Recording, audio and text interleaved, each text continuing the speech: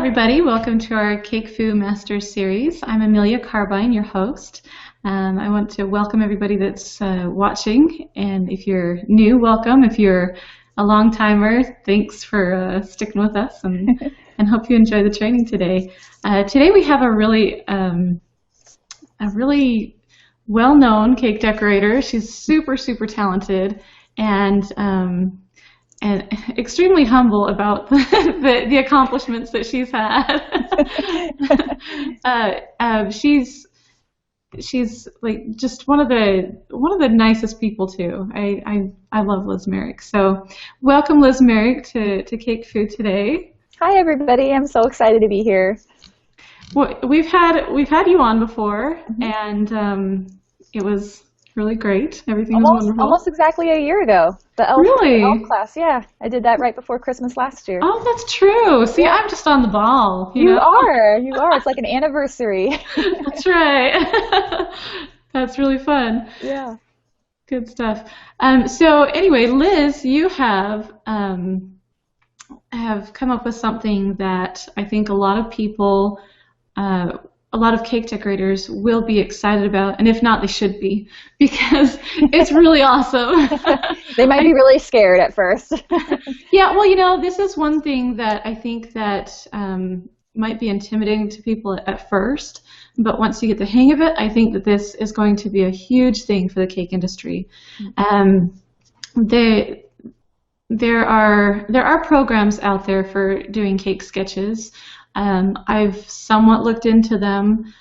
I'm not sure how user-friendly they are, but this product that Liz has is a really great product. Do you want to just explain what it is that you've created? Sure. So what I have is some cake templates that I use with every single cake order.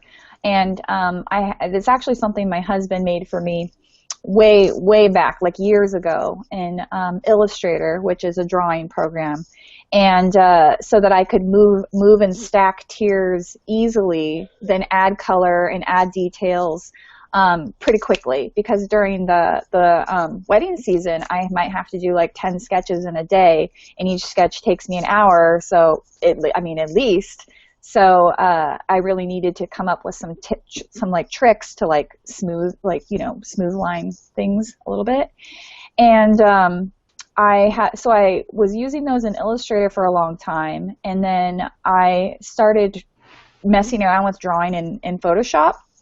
Photoshop has really, grown a lot when it comes to drawing digitally. It used to just be for editing pictures, but now a lot of artists use Photoshop exclusively to draw realistic paintings and things like that. So I got myself a tablet, which is like a mouse, but instead of using a mouse, you use a pen. So you basically are drawing down below, like right by in front of you, like a piece of paper, and you're looking at your screen while you're drawing. So it takes a minute to kind of get used to that, to moving your hand but not looking at your hand. But, I'm going to show you guys really fast the tablet that Liz uses. This is a tablet. It's a Monoprice. And it's drawing tablet. It's like $50. There's a bunch of different sizes that they have. Tablets the first tablet I ever had was $600. So they've really, made this to be more of something that's accessible to pretty much anybody. But this is what I use for when I'm drawing, because it is pretty much impossible to draw with a mouse. I don't know if anybody's ever tried that before, but yeah, that's hard. It's really hard. And the trackpad, those things are hard too. It's not easy.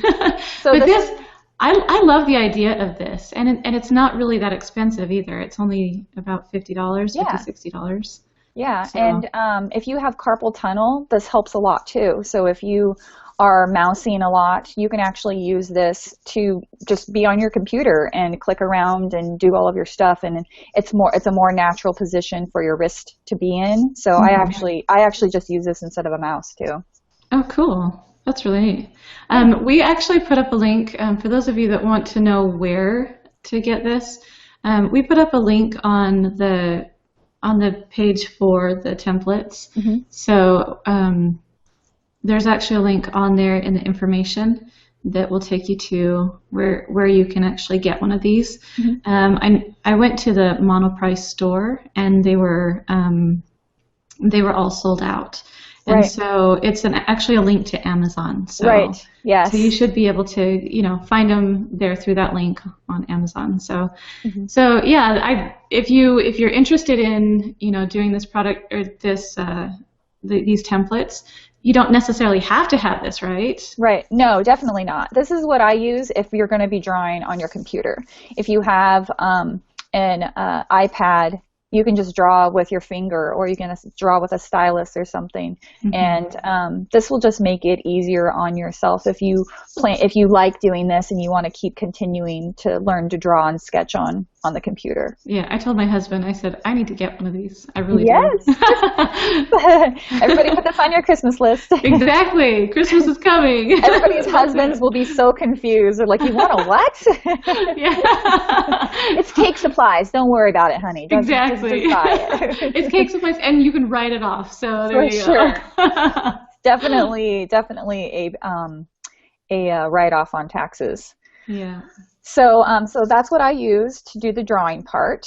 And what I was gonna start showing you guys kind of the process I go through from how I first meet with my clients and what I have to start off with. So you guys, I don't just sit in front of my clients with Photoshop and sketch something amazing out. I'm going to show you guys what I start off with and what I work off of when I'm actually in Photoshop, to guide me to what my end product is, to also kind of make things speed along.